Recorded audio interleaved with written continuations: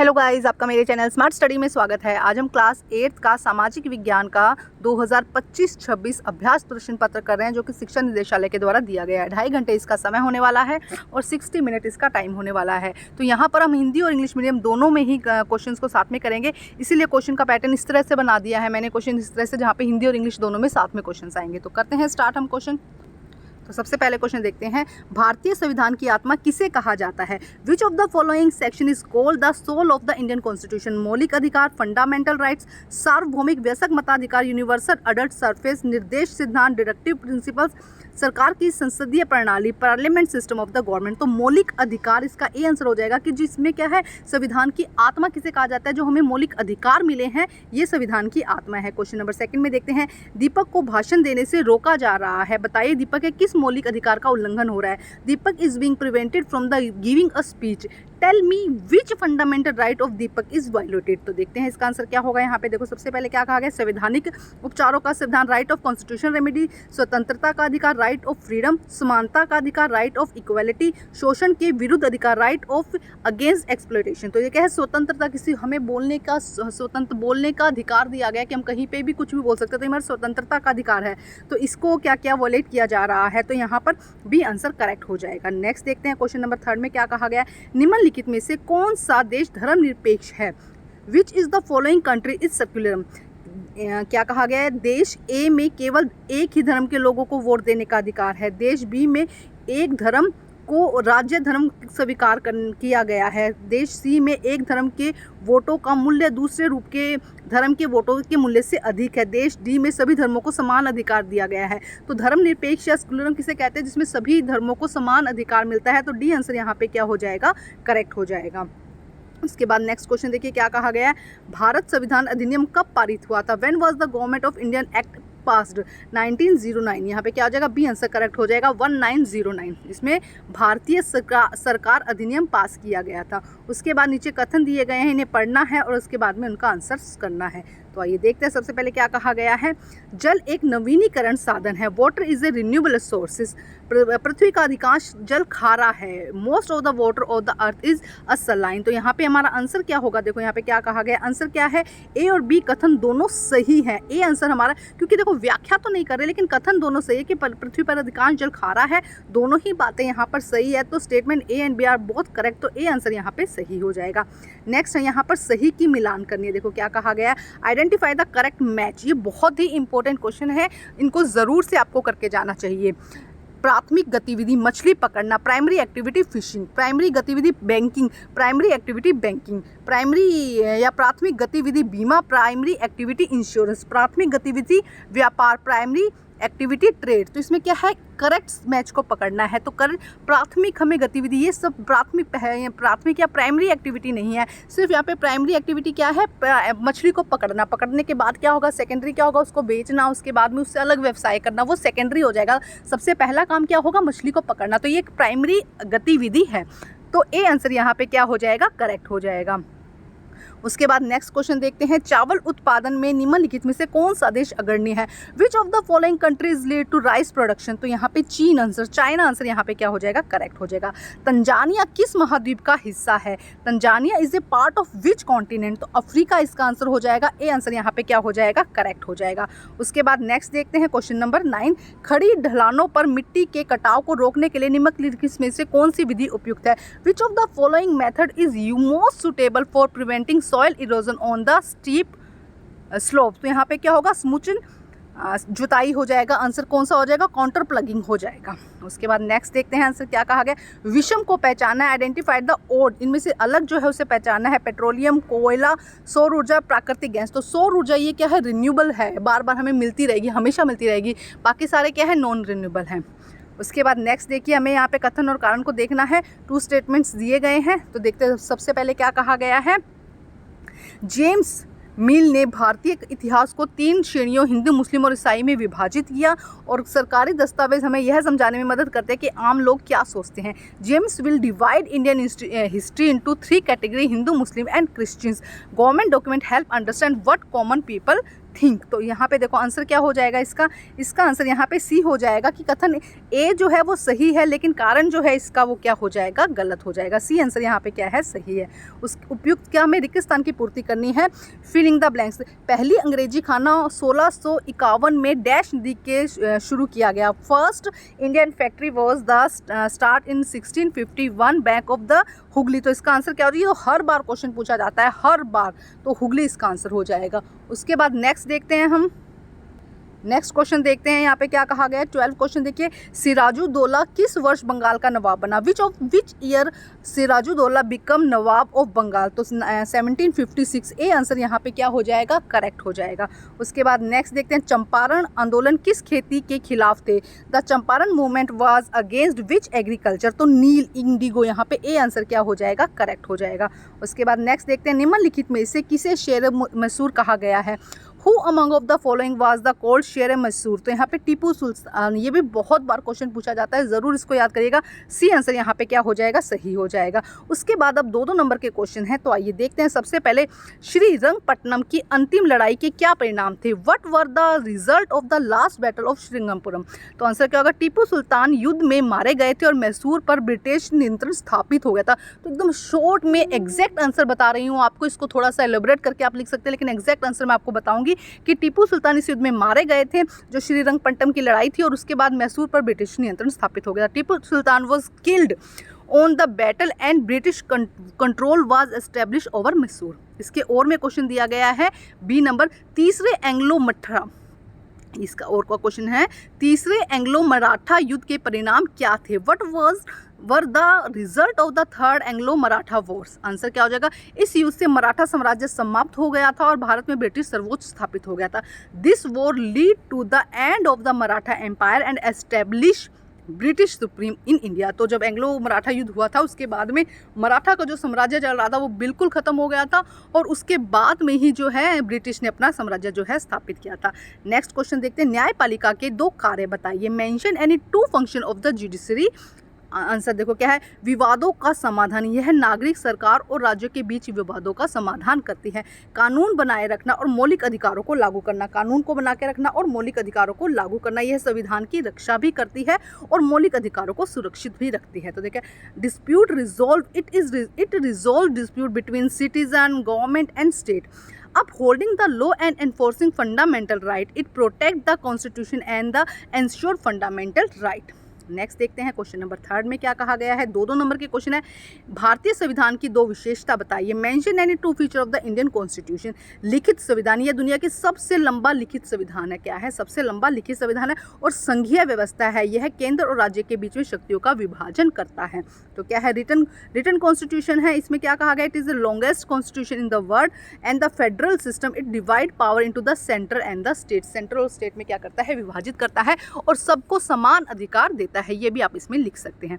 इसके और में क्वेश्चन दिया गया है, सार्वभौमिक वयस्क मताधिकार का महत्व लिखिए। Write the importance of the universal adult franchise.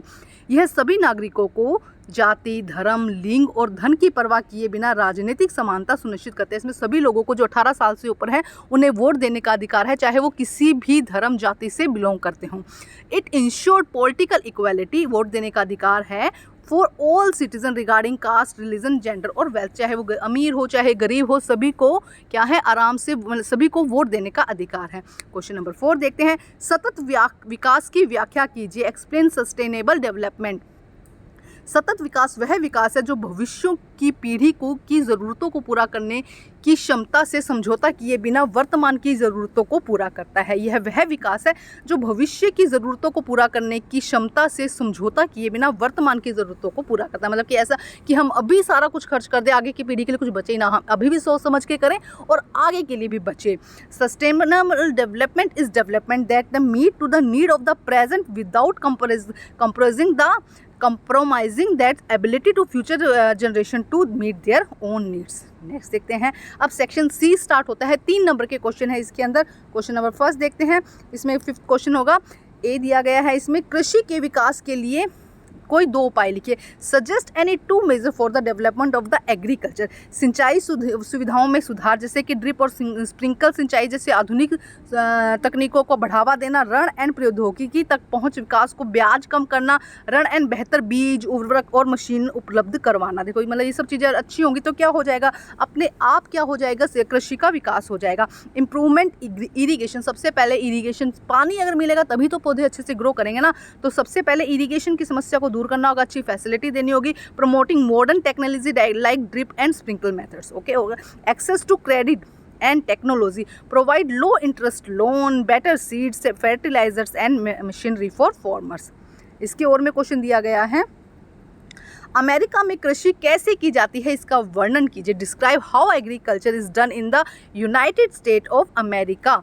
America में कृषि बड़े खेतों में उच्च स्तर पर मशीनीकरण, प्रौद्योगिकीकरण के उपयोग की विशेषता है। किसान आमतौर पर एक ही फसल में विशेषज्ञता होता है और उन्नत मशीनों और वैज्ञानिक इनपुट का प्रयोग करता है। देखो अमेरिका में क्या है, बहुत अच्छी अच्छी मशीनें हैं, बड़े लेवल पे किया जाता है और बड़ी बड़ी मशीनों से किया जाता है, जिससे कि मैन पावर कम हो जाती है और जो ये कहेंगे उत्पाद है वो ज़्यादा बनता है, मतलब जो प्रोडक्टिविटी है वो ज़्यादा बन जाती है। तो agriculture in USA characterized by the large form, high degree of machinery and the use of technology. Farmer typically specialize in single crop and use to advanced machinery and scientific input. Scientific input भी उसके अंदर use किए जाते हैं। Next question number 6 देखते हैं। भारतीय संसद के कार्यों का वर्णन कीजिए। Describe the function of the Indian parliament. भारतीय संसद के मुख्य कार्य हैं कानून बनाना, कार्यपालिका पर नियंत्रण रखना, बजट को मंजूरी देना। यह देश की सर्वोच्च विधायी संस्था है। तो संसद के क्या काम है, सबसे पहले कोई नया कानून बनाना है तो वो संसद बनाएगा। उसके बाद में कोई पालिका का नियंत्रण करना है तो वो कौन करेगा, वो काम करेगा संसद। उसके बाद बजट देना है तो ये सब बजट का काम भी कौन करता है, संसद ही करता है। The main function of the Indian parliament, law making, controlling the executive, approving the budget, it is country that highest legislative body. इसके और में क्वेश्चन दिया, उदाहरण सहित बताइए कि भारत में कानून कैसे बनते हैं। Explain with the example how laws are made in India answered. Okay देखते हैं, मैं बहुत शॉर्ट में अच्छे से करवा रही हूँ जिससे कि कम टाइम में आपको ज़्यादा आंसर मिल सके। भारत में कानून एक विधेयक के रूप में शुरू होते हैं जिसे संसद में दोनों सदनों, लोकसभा और राज्यसभा द्वारा पारित किया जाता है। दोनों सदनों में मंजूरी मिलने के बाद राष्ट्रपति के पास भेजा जाता है जो इसे कानून बनाने के लिए हस्ताक्षर करते हैं। उदाहरण के लिए सूचना का अधिकार, RTI अधिकार। देखो क्या कहा गया है, law in India start in a bill, एक बिल बनता है पहले which is pass from the both houses parliament, Lok Sabha और राज्यसभा में पास किया जाता है। आफ्टर अप्रूवल, जब अप्रूव मिल जाता है बोथ हाउसेज से, it is send to the president, president के पास में भेजा जाता है, साइन किया जाता है और लॉ बन जाता है, जिससे राइट ऑफ इंट्रोड्यूशन, ये हो जाएगा हमारा राइट ऑफ इंफॉर्मेशन। उसके बाद क्वेश्चन नंबर 5 नंबर के क्वेश्चन है सेक्शन नंबर डी में। क्वेश्चन नंबर 7 देखिए क्या कहा गया है, इसमें क्या कहा गया है, उदाहरण सहित जनहित याचिका का विश्लेषण कीजिए। Analyse public interest litigation with the example answer. जनहित याचिका क्या होती है, PIL कहते हैं जिसको। जनहित याचिका एक कानूनी उपकरण है या कानूनी चीज़ है जो किसी भी नागरिक को सार्वजनिक हित के मुद्दों पर अदालत में मामला दर्ज करने की अनुमति देती है। जैसे कि अगर किसी भी व्यक्ति को कोई सार्वजनिक कोई मुद्दा है, उस पर उसको सही रिजल्ट नहीं लगता है या सही बात नहीं लगती है, तो वो क्या कर सकता है, वो अपने उसके अगेंस्ट क्या कर सकता है, जो अदालत है उसमें मामला दर्ज करवा सकता है। यह न्यायपालिका को समाज के सकारात्मक बदलाव लाने में सक्षम बनाता है। उदाहरण, पर्यावरण प्रदूषण और मानवाधिकारों के उल्लंघन में PIL का उपयोग किया जाता है। Public interest litigation is a legal tool that allow any citizen to file a case in court in issue of public interest. It enable to the judiciary to bring about positive changes in society. Example, PIL has been used to case of environment pollution and human rights violation. इसके और में एक question दिया गया है, एक second देखते हैं नेक्स्ट क्या कहा गया। स्वतंत्र न्यायपालिका के महत्व की व्याख्या कीजिए। Explain the importance of the independent judiciary. Answer क्या है, एक स्वतंत्र न्यायपालिका यह सुनिश्चित करती है कि न्यायपालिका सरकार के अन्य अंग से प्रभावित न हो। यह संविधान का संरक्षण और मौलिक अधिकारों की रक्षा करता है, सरकार की शक्तियों को नियंत्रित करता है। तो न्यायपालिका की क्या व्याख्या, न्यायपालिका जब कोई भी जजमेंट दिया जाता है तो वो नहीं देखा जाता कि किसी के दबाव में वो जो जजमेंट है वो नहीं दी जाएगी, चाहे वो व्यक्ति अमीर हो चाहे गरीब हो। इसमें मौलिक अधिकारों की रक्षा की जाती है, ये नहीं देखा जाता वो किस नेता से बिलोंग करता है, ये सब चीज़ों को नहीं दिया जाता। यही न्यायपालिका का महत्व है।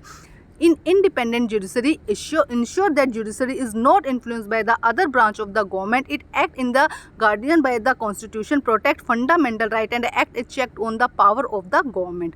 क्वेश्चन नंबर 8 देखिए, जल संरक्षण के लिए कोई 5 उपाय सुझाइए। Suggest any 5 major for the water conservation. बहुत ही इंपॉर्टेंट क्वेश्चन है, अच्छे से आपको करना है। देखो क्या है, वर्षा जल संचयन, बारिश का जो पानी है उसको जल संचयन करना। रेन वाटर हार्वेस्टिंग, भविष्य में उपयोग के लिए जल को इकट्ठा करना, मतलब बारिश का पानी है उसे कलेक्ट करना। कुशल कृषि, ड्रिप सिंचाई की तकनीकों, जो सिंचाई विधि हम यूज़ करते हैं उसको क्या करना, इरिगेशन का जो है ड्रिप से पानी कम लगता है और जड़ों तक पहुँच जाता है। Effective agriculture using technology by drip irrigation. अपशिष्ट जल उपचार, गैर पीने योग्य पानी के लिए अपशिष्ट जल का पुनः चक्रण करना। क्या क्या है, वेस्ट वाटर ट्रीटमेंट, जो पानी है खराब हो गया उसका रिसाइकिल किया जाए, उसको पीने योग्य बनाया जाए। Recycling water waste for the non portable usages. जन जागरूकता, लोगों में जागरूकता फैलानी चाहिए कि भाई पानी को कम से कम वेस्ट किया जाए, टैप खुली नहीं छोड़ना चाहिए, या जो घरों में लोग पानी टैप टपक टपक करके खराब चलता रहता है उसको छोड़ी करते नहीं, पानी बिखेरे जा रहे हैं तो उसको यूज़ कम, लोगों के घरों में पानी को बचाने के लिए उनको शिक्षित करना। जल निकायों का संरक्षण, झीलों नदियों को प्रदूषण से बचाना। तो क्या कहा गया, पब्लिक अवेयरनेस हो जाएगा, protection of the water bodies. ठीक है, ये सब लिखना है इसके अंदर। उसके बाद केस स्टडी दिया गया। केस स्टडी आप अपने जो सैम्पल पेपर है उसमें से रीड कर लेना। मैं यहाँ पे आंसर करवा देती हूँ, जिससे कि आपका भी टाइम बचेगा और मेरा भी टाइम बचेगा। देखो क्या कहा जा रहा है, आपको टाइम बचेगा क्योंकि ये टाइम इतना इंपॉर्टेंट है आप लोगों के लिए। तो ठीक है, आइए देखते हैं उसके बाद में क्या कहा गया है। एक प्रकार के सर्वेक्षण का उल्लेख करें। ठीक है, तो अभी जो पैराग्राफ दिया उसमें कौन सा दिया गया, राजस्व सर्वेक्षण, उसमें क्या दिया गया, रेवेन्यू सर्वेक्षण। नेक्स्ट देखो क्या कहा, जनगणना में कितने वर्षों के बाद निर्णय लिया जाता है। After how many years was the census decide by the conduct 10 years, 10 साल। ठीक है, ब्रिटिश सरकार ने देश के विभिन्न क्षेत्रों का सर्वेक्षण क्यों किया।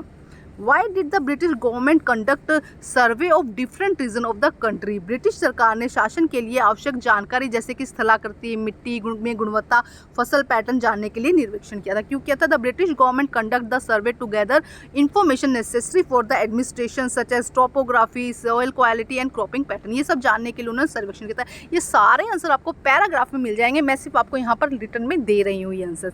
नेक्स्ट देखते हैं क्या कहा जा रहा है। क्वेश्चन नंबर 11, लोकतंत्र का अर्थ क्या है। What is the meaning of the democracy. लोकतंत्र का अर्थ है लोगों की इच्छा, अनुमोदन और भागीदारी पर आधारित सरकार। Democracy mean that government has based desire, approval and the participation of the people.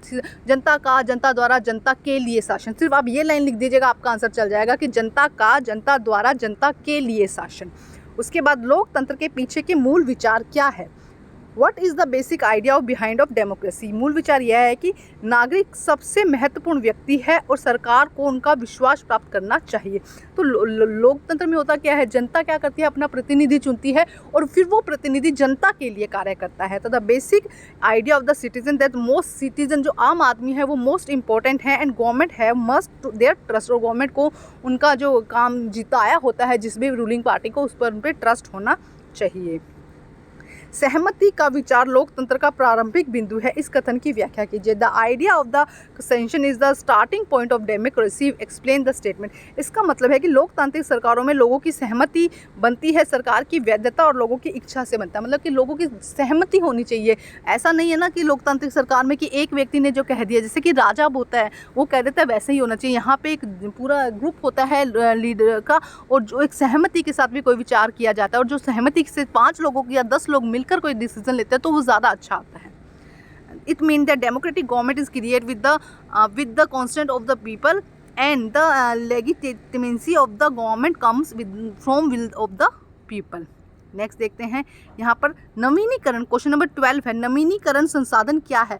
What is renewable resources. नवीनीकरण संसाधन में जो जल्दी से नवीनीकृत या फिर से भरे जा सकते हैं, जो फिर से बनाए जा सकते हैं, उन्हें हम रिन्यूएबल रिसोर्सेज कहते हैं। Renewable resources are those that are renewable and replenish quickly. जैसे कि सौर ऊर्जा हम कभी ख़त्म नहीं होगी, पानी है जो कभी ख़त्म नहीं होगा, ये सब चीज़ें क्या है, नवीनीकरण संसाधन। एक नवीनीकरण संसाधन का उदाहरण दे तो सौर ऊर्जा हो गया, पानी हो गया, ये सब क्या हो जाएंगे, हमारे नवीनीकरण संसाधन हो जाएंगे। उसके बाद इसका नेक्स्ट क्वेश्चन देखिए, जल एक नवीनीकरण संसाधन है, फिर भी दुनिया के कई हिस्सों में इसकी कमी क्यों है? Water is a renewable resources but why is the shortage of it many parts of the world? जल का लापरवाही से उपयोग करने और प्राकृतिक जल स्रोतों के सूखने के कारण कई जगहों पर इसकी कमी है, क्योंकि जो दुनिया में पानी है 70% पानी जो है वो खारा है, पीने योग्य नहीं है, और जो पीने योग्य वह है उसका लापरवाही से उपयोग किया जा रहा है, जिससे कि जो जल स्रोत हैं मीठे पानी के वो सूख रहे हैं, जिससे कि लोगों में पानी की कुछ जगह पानी की कमी हो रही है। There is a shortage of the water in many place due to the careless of use and drying up of the natural water. उसके बाद इसका फोर्थ पैसेज दिया गया है, जिसको देखते हैं 13 क्वेश्चन। उसके बाद में एक लास्ट क्वेश्चन बचेगा हमारा, तो आइए देखते हैं। आपको मेरे चैनल पर सभी सब्जेक्ट के सैम्पल पेपर मिल जाएंगे, अच्छे से तैयारी करेगा। शॉर्ट में मैं छोटा सैम्पल पेपर बना रही हूँ जिससे कि आपका टाइम कम वेस्ट हो। ईस्ट इंडिया कंपनी का व्यापार चार्टर किसने प्रदान किया था? Who granted to the trade charter of the East India Company? England की शासक रानी एलिजाबेथ ने, Queen Elizabeth first of England. व्यापार चार्टर के माध्यम से ईस्ट इंडिया कंपनी को किस क्षेत्र में व्यापार का एकाधिकार मिला? Through the trade charter over the region what did the East India Company get monopoly of the India? तो पूर्व ईस्ट का जो एरिया था उस पर उनको मोनोपोली मिल गई थी। ईस्ट इंडिया कंपनी को व्यापार चार्टर से व्यापार करने में क्या लाभ मिला? ईस्ट इंडिया कंपनी को व्यापार चार्टर से व्यापार करने में क्या लाभ मिला? What benefit did the East India Company get from the trade charter in the contending trade? Charter ने उन्हें पूर्व के साथ व्यापार करने का एकमात्र अधिकार दिया, जिससे कि वह अन्य अंग्रेजी व्यापारिक समूहों से प्रतिस्पर्धा का डर नहीं था, वे सस्ते में खरीदकर महंगे में बेचते थे। देखो क्या कहा जा रहा है कि चार्टर ने पूर्व के साथ जो व्यापार किया था उन पर एकाधिकार जमा लिया था अपना, और अंग्रेजी व्यापारिक समूहों से उनको प्रतिस्पर्धा नहीं थी, और वो सस्ते में खरीदते थे और महंगे में बेचते थे। The charter gave them the sole right of the trade with the East and meaning they did not have to any fear to competition from the other English trading group and could buy cheap and sell them. अब हमारा 14 question है। 14 question में map दिया गया है जिसमें हमें solve करना है, तो वो बहुत इजी क्वेश्चन है। आप मुझे कमेंट कर दीजिएगा, उसका एक शॉर्ट वीडियो मैं आप लोगों के लिए बना दूंगी, लेकिन कोशिश करिएगा, क्योंकि बहुत बार रिपीटेड है वो, तो कोशिश करिएगा खुद करने की, और अगर नहीं आता है तो कमेंट करिएगा, जिससे कि मैं आपको एक शॉर्ट वीडियो में समझा दूंगी। सभी सब्जेक्ट के सैम्पल पेपर या लास्ट ईयर के पेपर आपको मेरे चैनल पर मिल जाएंगे। अच्छे से तैयारी करिए। Thank you guys.